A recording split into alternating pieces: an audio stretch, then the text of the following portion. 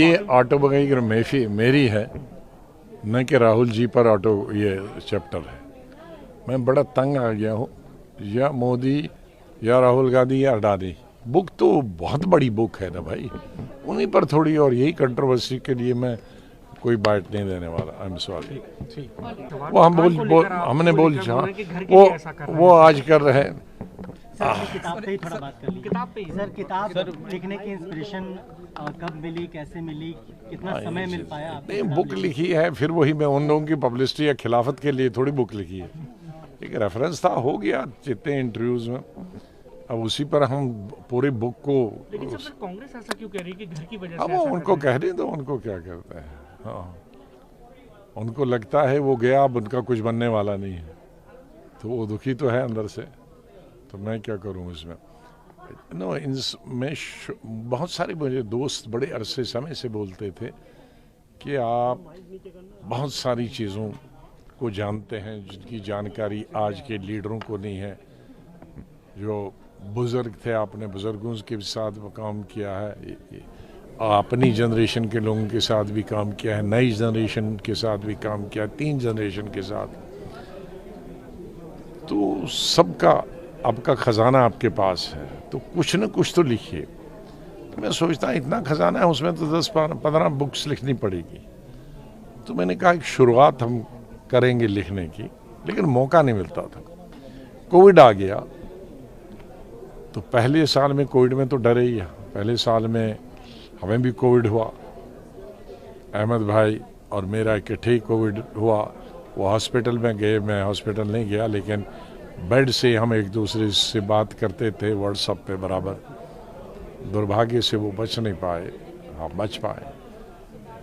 लेकिन सेकंड जब कोविड हुआ तो हम सोचे कि अब ये लंबा होने वाला है घर रेस्ट, तो मैंने कहा अब शुरुआत बुक की करी जाए। मैं आज सोचता हूँ बड़ी गलती की हमने पहले साल शुरू कर लें, तो सेकंड कोविड में हमें इस पे काम शुरू कर दिया। तो जब तक कोविड ख़त्म हुआ तकरीबन हमने 60% बुक ख़त्म कर दी।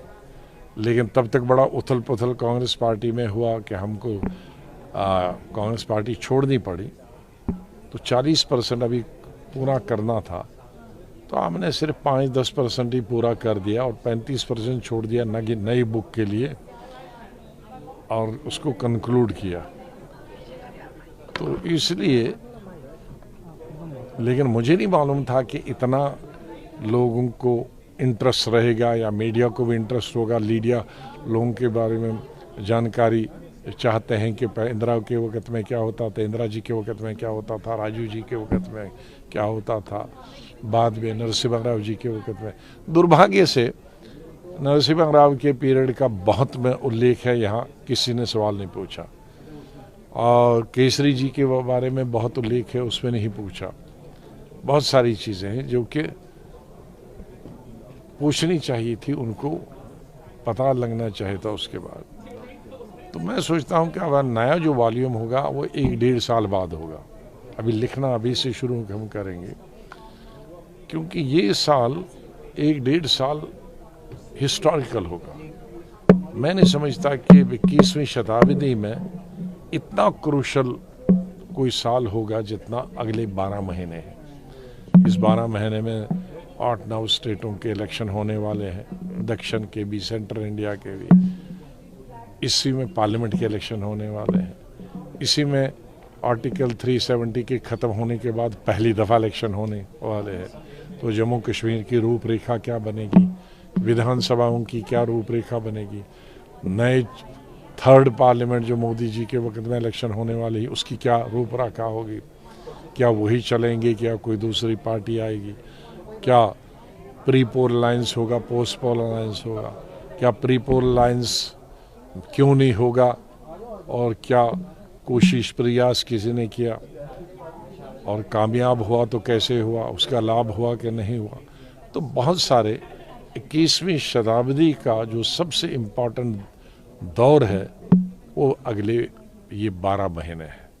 तो मैं सोचता हूँ कि अगली 1-1.25 साल के बाद जब हम बुक लिखेंगे या कंप्लीट करें 1.5 साल में, तो उसको ये 1 साल क्रूशियल ईयर भी उस बुक का हिस्सा होगा और पुराना जो बचा है वो भी होगा। सर 18 कैरेट का आपने राजनीति का जिक्र किया, क्या अगर वो समझौते आपके हाथ मिलाने की कोशिश करें, आपसे बात करने की कोशिश करें, आप नहीं, वो समझाना हमारी कोई जमीन की लड़ाई थोड़ी है, हमारी सिस्टम चलाने की राजनीति, काम कैसे चलाना है, कैसे कांग्रेस पार्टी मजबूत होती नहीं होती, वो जो प्रेजेंट आज लीडरशिप है उनके चलाने का एक अलग तरीका है, हमारा एक अलग तरीका है।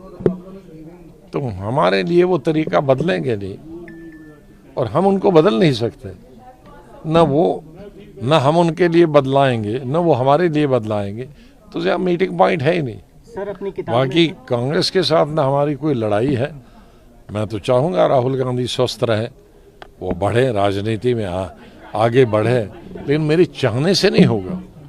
जब तक वो तरीके में, सिस्टम में, जीतने में, और ये लोग जो उनको खुश करने के लिए पीछे वो हमसे गालियां देते हैं, मैंने राहुल गांधी को कभी पीछे गाली नहीं देता, वो एक एक मन की गालियां देते हैं उनके साथ जो ट्विटर चलाते हैं उनके, या खुश करने के लिए कहते हैं, अंदर से वो खुश नहीं है, लेकिन खुदगर्जी से हम कहते हैं मकान के लिए, यार तुम तो एमपी बनने के लिए, तुम्हें बेटे के एमएलए टिकट देने के लिए, मंत्री बनाने के लिए, सबके अपने कुछ, मेरे को तो कोई मंत्री बनाने के लिए, मैंने कोई राज्यसभा बनाने के लिए, मैंने लिखा अपने बुक में, मुझे राजीव गांधी ने तब कहा था कि भाई लोकसभा नहीं लड़ोगे सिटिंग मेंबर होकर, कोई जनरल सेक्रेटरी नहीं लड़ेगा, तुम्हारी मिसेज लड़ेगी। मैंने कहा नहीं लड़ेगी, अगर वो लड़ेगी फिर मैं राजनीति छोड़ दूंगा।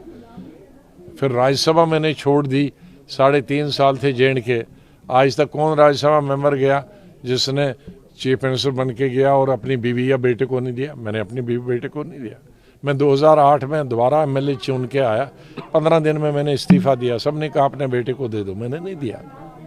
तो मैं नहीं, तो आज भी जो हम पर आरोप लगाए मकान के लिए, हम आरोप के मकान हमें सिक्योरिटी के लिए, मर्दा नहीं है, लेकिन वो क्यों है, वो हमें बैठे हैं, उनको अपने लिए भी राज्यसभा चाहिए, बेटे के लिए भी विधानसभा चाहिए और मंत्री चाहिए। किया था कि जब 370 संसद में हटाया गया, पक्ष के लोगों को आपने इनिशिएट करके प्रोटेस्ट करने के लिए कहा, एक मेंबर थे कांग्रेस के जो अपनी सीट पे बैठे रहे, वो प्रोटेस्ट में शामिल नहीं हुए, क्या उस वक्त भी कांग्रेस के अंदर डिफरेंसेस थे? 370 डिफरेंसेस नहीं थे, जैसे बहुत सारे लोग हमारी पार्टी में, कुछ लोग मैं उनके नाम नहीं लूँगा, और वो टिप्पण तलाक पे बोलना नहीं चाहते थे, लेकिन मैंने बोला, मेरी अपनी स्पाइन थी, कोई सीए पे नहीं बोलना चाहते, कोई नहीं चाहते थे हम आर्टिकल 370, लेकिन हमने बोला। तो हम तो हमने बहुत सारे इश्यूज ऐसे पार्लियामेंट में थे कि जो राहुल गांधी को भी एडवाइस करते थे हमें इस पर चुप रहना चाहिए, लेकिन मैंने अपना विवेक, अपनी बुद्धि इस्तेमाल की थी। मुझे मालूम था कि पॉलिटिकली मैं ज़्यादा साउंड हूँ बजाय वो लोग जो कहते हैं। सर कि देश में लोकतंत्र भारत में जो है अब उसमें उस पे आप कुछ कहना चाहेंगे? आपको भी लगता है कि देश में लोकतंत्र खत्म हो रहा है या हो गया है?